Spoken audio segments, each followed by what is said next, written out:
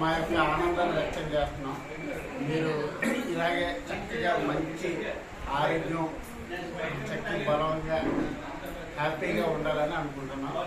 తర్వాత ఏంటంటే మీరు ఇలాంటి చక్కటి కార్యక్రమాలు అంటే మీరు మీ పిల్లలు అందరూ కూడా ఏదైనా చక్కటి కార్యక్రమాలకి మమ్మల్ని అందరినీ ఆహ్వానించి తప్పకుండా మమ్మల్ని అందరినీ మీరు మేము అందరం కలిసి ఆనందంగా ఉండాలని మనస్ఫూర్తిగా కోరుకుంటున్నాం. మా అబ్బాయి ఇద్దరు అబ్రాడ్లో ఉన్నారు. Okay sir. వాళ్ళు వచ్చిన తర్వాత ఏమన్నా ఇటువంటి మీరు అన్నది ప్రోగ్రాం అరేంజ్ చేయడానికి అవకాశం ఉంది. అలాగే సార్. మేడం గారు చెప్తారు.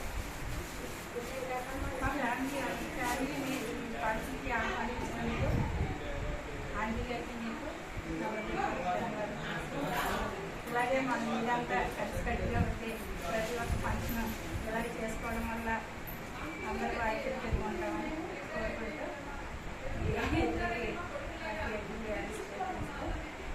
Thank you.